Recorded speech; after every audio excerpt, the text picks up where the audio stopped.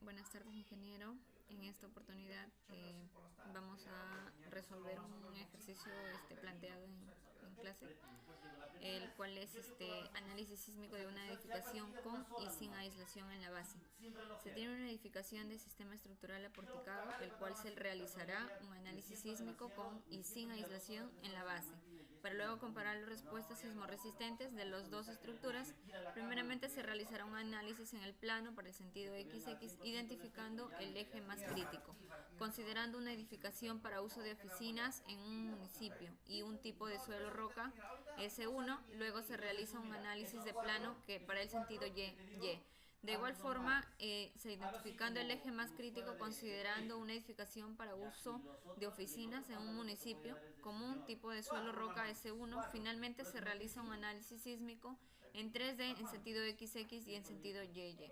Para realizar las comparaciones de un análisis sísmico plano y análisis en 3D, la edificación en análisis tiene un detalle de planta, como se puede apreciar en la figura 1 detalladamente, los elementos estructurales como se muestran en la figura 2 en un plano estructural, de vigas como se muestran en la figura 3 y vistas frontal y lateral como se muestran en la figura 4 y 5 respectivamente. Bueno, para esto se va a trabajar en función a la norma E030. Tenemos aquí el eje que se va a evaluar, que es el eje B. Bueno, la zona no es un edificio que está ubicado en Tacna, por lo tanto pertenece a la zona 4. Luego tenemos el análisis estático y dinámico, ¿no?, para el eje B. Luego tenemos el metrado de cargas, y el metrado de cargas vamos a metrar lo que es losa aligerada, que es una losa de 20 centímetros, tiene un peso propio de 0,30 toneladas, un largo de 3,20, un ancho de 1 metro, 8 veces se repite 8 veces se repite, ¿no? Luego tenemos el subtotal, que es 7,69. Luego tenemos el piso terminado, y aquí el peso propio es 0,1 toneladas, un área de 31,74. Es una vez la que se repite y por lo tanto sería 3,174. Luego tenemos las vigas peraltadas con un peso unitario de 2,40 toneladas por metro cúbico. Tenemos el largo de 2,25 y el ancho de 0,30, el alto de 0,40, y estas se van a repetir 5 veces. Tenemos 3,24. Luego tenemos lo que es la viga solera, que también su peso unitario es 2,4 toneladas por metro cúbico. Tenemos su ancho de 3,20 y de 0,25 el alto, de 0,30. Luego tenemos que 4 veces se va a repetir y va a ser 2,34. Luego tenemos la viga de amarre, que va a ser de 2,4 el peso unitario. Tenemos a 0,58 el largo, 0,15 el ancho y 0,10 el alto. Entonces esta se va a repetir 4 veces, por lo tanto el subtotal sería 0,08352. Luego tenemos lo que son las columnas. Para las columnas su peso unitario va a ser 2,4, luego va a ser el largo de 2,6, el ancho de 0,3, 0,40 de alto, 5 veces, y sería 3,744. Luego la columna 2, que sería 2,4, 2,6 el largo, 0,15 el alto y 0,20 el ancho.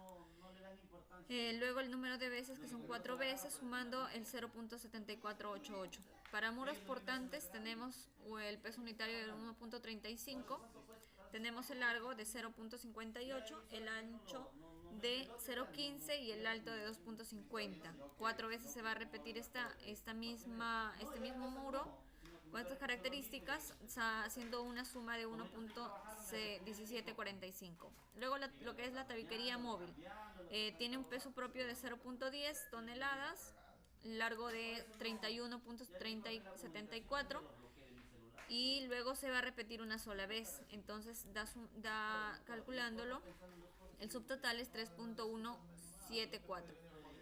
Luego el peso de la carga muerta sería de 25,32 toneladas fuerza.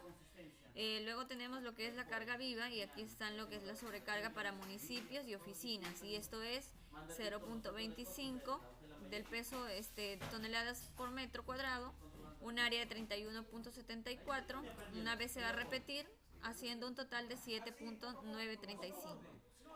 Luego tenemos lo que son el metrado del nivel 4 para el eje B, y acá vamos a tomar en cuenta lo que es la losa aligerada. La losa aligerada es de 20, su peso propio es de 0.30, su largo es de 3.20 y su ancho de 1 metro. El número de veces son 8 y el subtotal 7.68. El piso terminado es 0.1 toneladas metro cuadrado, su largo es 14.30, su ancho es 2.25, una vez 3.218. Lo que son las vigas, tenemos la viga principal de 2.40 peso unitario, 2.25 largo, el ancho es de 0.30, el alto es de 0.40, 5 veces se va a repetir, sería 3.24. Lo que es la viga solera, también 2.4, tiene un ancho de 3.20, un largo de 3.20, un ancho de 0.25 y un alto de 0.30. Luego tenemos que se va a repetir 4 veces, dando un total de 2.34, 0, 30, 0, 30.3, 2.34. Luego tenemos la columna 1, que es 2.4 el peso unitario, el ancho, el alto, el largo es 1.20, el ancho es 0.30 y el alto es 0.40. 5 veces se va a repetir, sería 1.728. Lo que es la carga viva, en la sobrecarga de la azotea, bueno, es 0.10 toneladas por metro cuadrado, el largo es 14.30, el ancho es 2.25, una sola vez se va a repetir, haciendo un total de 3.22. La carga muerta entonces sería 18.17 y la carga viva sería 3.22, esto para el nivel 4 en el eje B. Bueno, la edificación pertenece a la categoría A, que es oficinas, ¿no? Bueno, según esta categoría, la carga viva es el 50%, ¿no? Pertenece al 50% de la carga viva, y para techos y azoteas se asume el 25%. Entonces, se asumiría el 100% de la carga muerta más el 50% de la carga viva. Y para el piso 4 sería el 100% de la carga muerta y el 25% de la carga viva. Luego tenemos que la estimación del peso concentrado por niveles del eje B y del peso total de la muestra en la tabla 3. Por ejemplo, acá podemos notar la descripción y estamos describiendo los niveles hasta el cuarto nivel y tenemos lo que son los pesos, ¿no? O los códigos que son. Luego tenemos el 100%, el 100% de la carga muerta, el 50% de la carga viva y para el último nivel que sería el 25% de la carga viva, ¿no? Haciendo un total de peso total de 106.845 toneladas por fuerza, toneladas metro fuerza. Luego tenemos lo que es el peso sísmico y el peso sísmico, pues eso pertenece al peso sísmico, ¿no? Ya, luego tenemos el paso 2, que aquí se calcula el periodo fundamental de la vibración y el periodo fundamental de la vibración es la altura entre el CT, ¿no? Entonces, el CT vendría a ser el 35 y la altura total son 12, 4 niveles por 3 de entrepiso sería 12. El CT pertenece a 35 porque es para edificios cuyos elementos resistentes en la dirección considerada sean únicamente pórticos, ¿no? Luego el periodo que vendría a ser 0.34. Luego tenemos el factor de amplificación y aquí se va a tomar el TP, ¿no? Que es 0.4. Luego tenemos el TL, que es 2.25, ¿no? 2.5. Luego tenemos que el T viene a ser 0.34 y finalmente que el C vendría a ser 2.5. Eso que se ha podido traer de la norma es 0.30. Luego tenemos lo que es la categoría de unificación y factor de uso, ¿no? El factor de uso en este caso vendría a ser 1.5 porque pertenecen a edificaciones esenciales. Luego tenemos lo que es el factor de suelo, que ¿no? Que sería la zona 4, que se considera la más crítica, ¿no? Como por ejemplo la zona 4, que se considera la más crítica, S1, que sería 1. Luego tenemos el cálculo del coeficiente de reducción de la fuerza sísmica y para esto se calcula el coeficiente de reducción por la irregularidad en altura por la irregularidad en planta. Pero en este caso la irregularidad en altura y la irregularidad en planta viene a ser 1. Y el R sí se toma 8 para pórticos, ¿no? Ahora, para pórticos de concreto armado. Luego tenemos lo que es el peso de la edificación. Como eso ya se ha calculado anteriormente, entonces es 106.845 toneladas. Luego encontramos el factor de zona, y el factor de zona va a ser 0.45 porque pertenece a la zona 4.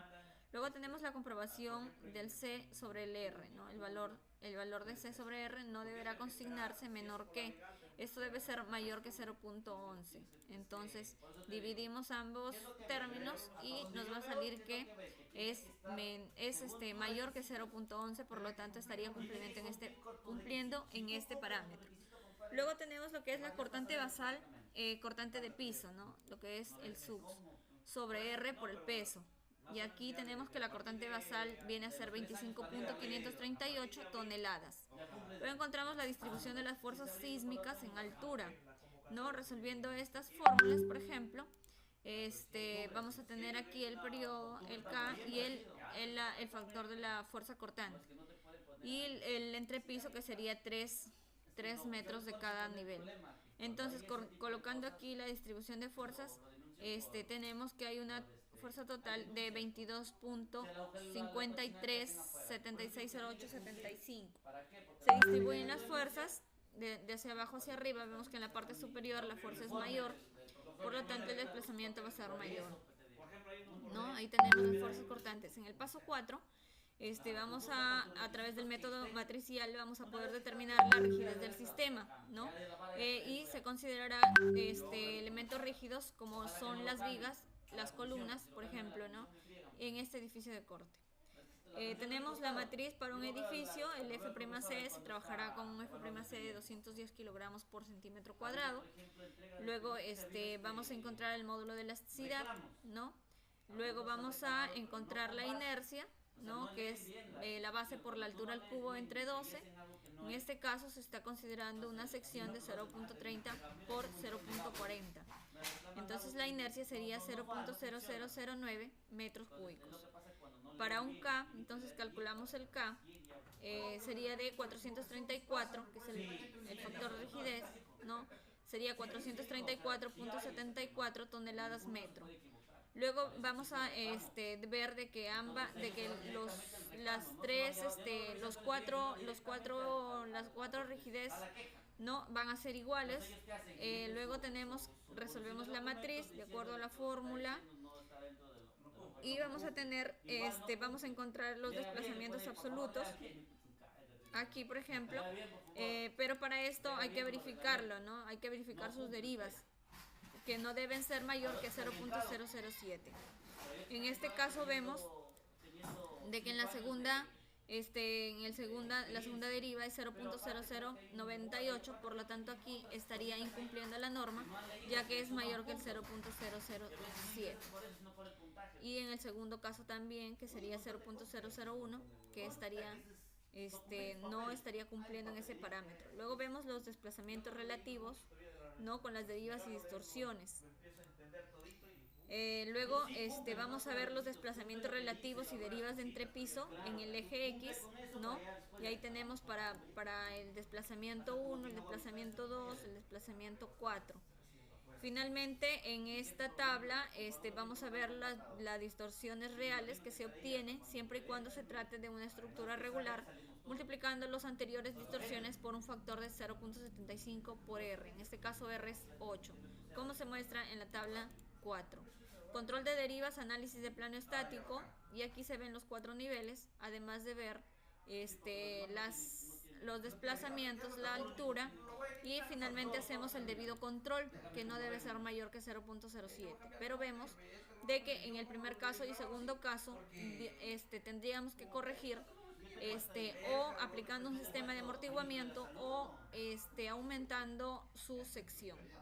Entonces, en esta otra parte del problema vamos a aumentarle la sección. Antes era 0.30 por 0.40, en este caso vamos a aumentarle la sección a 0.35 por 0.50, y hacemos el mismo proceso. Finalmente evaluamos que sean menores que 0.007 y vemos que aquí ya hay un cumplimiento de derivas. Por lo tanto, la sección de la columna en este caso sería de 0.35 por 50. En la segunda parte de la solución vamos a hacer el análisis dinámico. Y en este caso el análisis dinámico se está considerando como un edificio de corte con un grado de libertad por nivel de traslación con una masa concentrada en cada nivel, como se muestra en la figura. Luego vemos la matriz de rigidez de masa, ¿no? Y aquí calculamos, luego calculamos para cada uno, ¿no? Por ejemplo, el M1 vendría a ser 2.98, el M2 vendría a ser 2.98 y el M4, que sería diferente, que sería 1.93. Luego, por lo tanto, la matriz de masa, ¿no? Las masas, acá formamos la matriz de masa. Después de haberla generado, vemos los valores propios y vestidos propios, modos de vibración y la matriz modal, ¿no? Entonces, realizando todos este procedimiento matricial, vemos que utilizaremos un artificio aplicando un cambio de variables para simplificar la solución, ¿no? Por ejemplo, A, B y C tienen sus valores. Luego tenemos que entonces se tendrán las siguientes determinantes, ¿no? Luego reducimos la matriz para finalmente encontrar los valores que son, por ejemplo, el delta 1 206.23, el delta 2 1674.45 hasta el 4, que es 5339.47. La matriz espectral, por lo tanto, se reemplaza y a continuación determinaremos los modos de vibración que en cada valor se propicie. Luego tenemos lo que es el cálculo modal. Para el cálculo modal nosotros armaremos la matriz, ¿no? multiplicado por sus módulos, ¿no? Y ahora obtendremos todo esto con la única finalidad de encontrar los coeficientes. En este caso el coeficiente 31, por ejemplo, será 0.9082, será luego tenemos que el coeficiente 21 es 0.68 y el coeficiente 11 es 0.37, lo cual luego haremos el cálculo modal nuevamente, ¿no? Hacemos el cálculo modal, realizamos la matriz, resolvemos y vamos a encontrar los coeficientes 32, 22 y 12 respectivamente. Luego sí calculamos nuevamente para el sigma 3, ¿no? Y vamos a encontrar el coeficiente 33, 23 y 13. Asimismo con los coeficientes 34, 24 y 14, ¿no? Para luego encontrar las velocidades angulares y los periodos de vibración de la estructura, ¿no? Además de encontrar sus periodos fundamentales, que vendrían a ser 0.4, 3,75 segundos, 0.1535 segundos, 0.1024 segundos y 0.0860. Luego tenemos lo que es la aceleración espectral de diseño para cada periodo de vibración, y esto se tiene también que se considerará un amortiguamiento del 5% para estructuras de concreto. Estará ubicado en una zona sísmica 4 con una categoría A y el suelo será muy rígido de tipo S1, y para un suelo S1 el TP sería 0.4, el TL sería 0.25 y un RD de 8 porque se pertenece a los edificios con pórticos de concreto, utilizando la norma 030. Luego, con todos estos parámetros vamos a evaluar el espectro de diseño, ¿no? De acuerdo a la norma de 030 también. Luego, después de haber graficado el espectro de la pseudoaceleración, calculamos nuestros datos que interesan en nuestro análisis dinámico. Y aquí, por ejemplo, para los 4 casos, vamos a encontrar los factores de participación, ¿no? Donde es el modo de vibración, luego tenemos que es la transpuesta del modo de vibración. Luego tenemos el M, que es la matriz de la masa, y el vector unitario, que va a depender de los niveles de la edificación. Armamos nuestras matrices.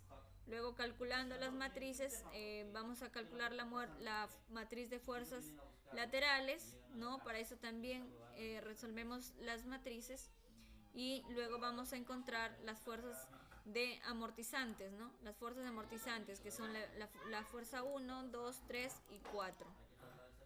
Que eso lo vamos a encontrar en este paso, ¿no? Que sería la fuerza 1, 19.16, la fuerza 2, 16.17, la fuerza 3, 11.74, la fuerza 4, que sería de 5.36.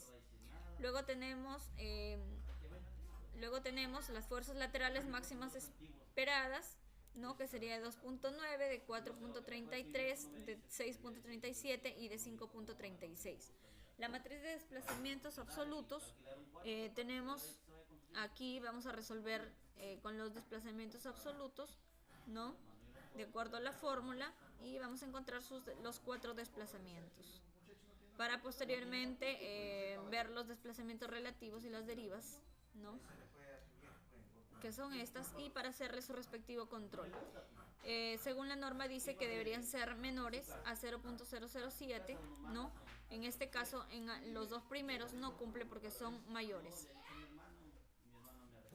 Luego vamos a ver el cumplimiento de derivas, y en este caso se va a resolver lo mismo, pero se van a modificar algunos parámetros, ¿no? Para que finalmente pueda haber un cumplimiento de derivas. Entonces nosotros vamos a hacer el mismo procedimiento, y finalmente vamos a encontrar de que al final sí hay un cumplimiento de derivas, ya que son menores que el 0.007. Luego vamos a ver el análisis sísmico con aislación. El análisis sísmico con aislación. Entonces, en el eje XX vamos a analizar.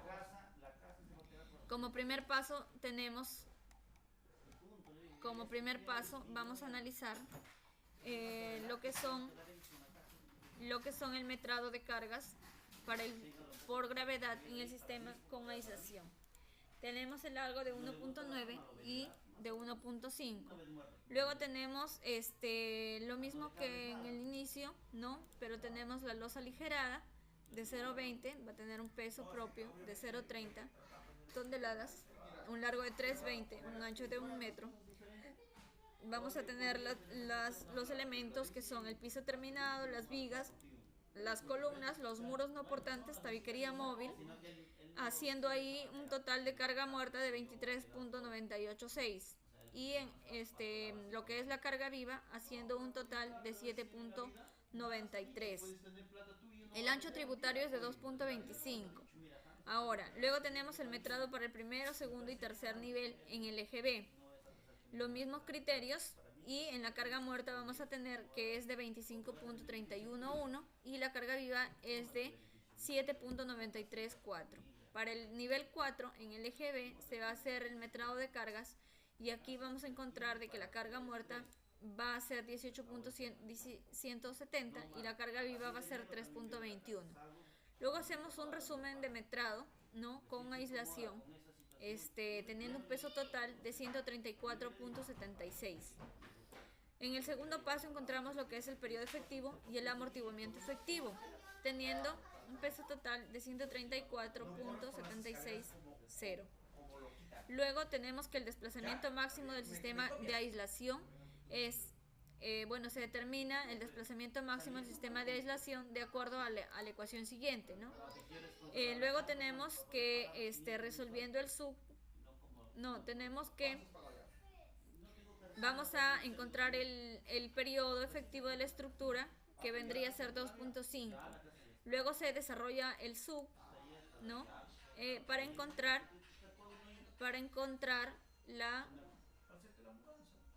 ahí tenemos los datos, ¿no?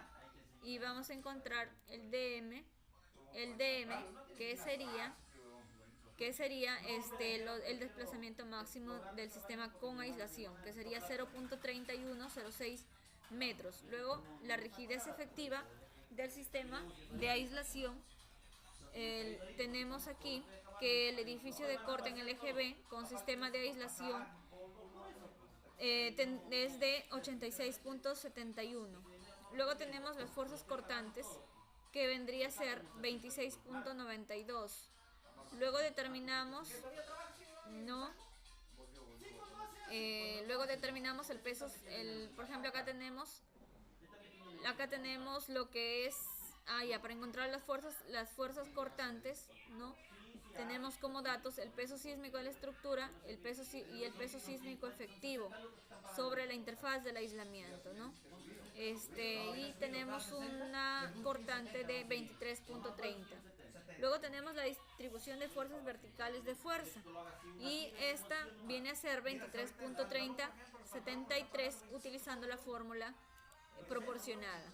Luego hacemos la distribución de fuerzas de altura para la superestructura, que se empleará las siguientes ecuaciones, ¿no? Resolviendo, podemos encontrar cada una de ellas. Luego, la fuerza cortante y la fuerza entre piso de diseño, y esta viene a ser de 11.65. Asimismo, se hace la distribución de fuerzas, y luego vamos a calcular los desplazamientos absolutos y los desplazamientos de la superestructura, ¿no? Por ejemplo, tenemos que la rigidez 1 va a estar en función a esta fórmula. Para eso vamos a encontrar el módulo de elasticidad, que sería de luego calculamos la inercia, ¿no? Base por altura al cubo entre 12, y luego, conociendo la elasticidad y la inercia, calculamos la rigidez, ¿no? Que sería de 4.347.413 toneladas fuerza. Vamos a tener que las cuatro fuerzas van a ser iguales. Luego, calculando lo que es la matriz de rigidez, ¿no? Vamos a encontrar los desplazamientos. En este caso, el desplazamiento 0.0054, el desplazamiento 0.01 y el desplazamiento 0.013 y el desplazamiento 0.0150. Luego tenemos los desplazamientos absolutos de la superestructura analizada en el eje X, ¿no? Y acá vemos, por ejemplo, con el control del cumplimiento de derivas, y podemos notar de que sí existe un cumplimiento cuando se diseña o cuando se hace un análisis sísmico con aislación. Luego vamos a hacer el mismo planteamiento, pero para el eje Y. Ya vamos a desarrollar en el eje 3, ya no en el eje B, sino en el eje 3. Para esto se va a trabajar igual que la primera parte, ¿no? Se va a hacer el metrado de cargas, obteniendo un metrado de cargas de peso de carga muertas 25.39 toneladas y la carga vivas 8.8375. Asimismo, hacemos un metrado para el eje 3 en el nivel 4, y tenemos un metrado de carga muerta de 18.76 toneladas fuerza y de carga viva de 3.64. Para oficinas pertenece a la categoría A, se va a tomar un 100% de la carga muerta más el 50% de la carga viva, pero para el cuarto nivel será el 100% de la carga muerta más el 25% de la carga viva. Aquí podemos realizar un resumen de metrado, teniendo que el peso total es 109.016, y en el peso 2 vamos a calcular el periodo de vibración, que vendría a ser 0.34. Luego vemos el uso de la categoría, y este sería de 1.5, además el factor de suelo, que sería una zona 4, y el S1, que sería 1. Luego tenemos el cálculo del coeficiente de reducción de la fuerza sísmica, y va a estar en función al coeficiente de reducción por la irregularidad en altura por la irregularidad en planta, ¿no? Tenemos entonces el peso de la edificación, que vendría a ser 109.017, y el factor de zona, que sería 0.45. Luego vemos la comprobación del C sobre el R, ¿no? Que en este caso cumple porque es mayor que el 0.11. Desarrollamos la cortante basal y tenemos una cortante de 22.996. Luego, resolviendo la fórmula, ¿no? Para cada piso encontramos su cortante su cortante y sus fuerzas, ¿no? Para hacer la distribución.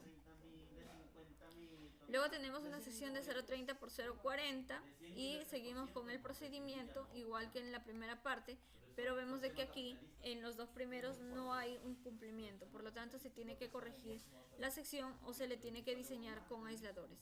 En este caso se ha cambiado la sección a 0,30 por 0,45 y vemos de que con esto ya se estaría dando cumplimiento a las de IVAS. Luego vamos a hacer el análisis dinámico, que se hace prácticamente lo mismo que en el eje X, solamente que cambian algunos valores. Y finalmente vamos a verificar el cumplimiento y vemos que no cumple en sus dos parámetros primeros, ya que son mayores que el 0,07. Para esto vamos a diseñar con aislación y evitar que no cumpla sus derivas. Entonces vamos a hacer su metrado, vamos a trabajar con un área tributaria de 3.5. En este caso vamos a desarrollar un análisis sísmico con aislación, ¿no? Entonces se hace su respectivo metrado. Luego vamos a ver el periodo efectivo, que es de 138.82 en este caso. Vemos sus desplazamientos, ¿no? Resolvemos de acuerdo a las fórmulas y vamos a encontrar la rigidez, que es de 148.98 toneladas fuerza. Luego vamos a encontrar las fuerzas cortantes, ¿no? La distribución de las fuerzas cortantes también para cada niveles. Finalmente vamos a encontrar el módulo de elasticidad, la inercia, para encontrar las rigideces de las 4 rigideces necesarias. Luego se resuelve una matriz, se encuentran los desplazamientos y finalmente estos desplazamientos van a ser corroborados o controlados para ver el cumplimiento de la norma. En este caso vemos de que el control es que de acuerdo a la norma E031, ¿no? Debe ser mayor o igual que 0.0035 y de acuerdo a la norma E030 debe ser menor o igual que 0.007. Entonces, para estructuras con pórticos, que son las que estamos trabajando, si nosotros verificamos el cumplimiento con la norma E031, diríamos que este dato debería ser menor a 0.035. Sin embargo, vemos de que es menor en todos sus casos, ¿no? Por lo tanto, se estaría dando cumplimiento. Si cumple con la norma E031, también estaría cumpliendo con la norma E030, ya que su parámetro es un poco mayor. Con esto ya estaría culminando la presentación del ejercicio resuelto en clase, la primera parte, y la segunda parte como proyecto de investigación para este trabajo final. Muy buenas tardes.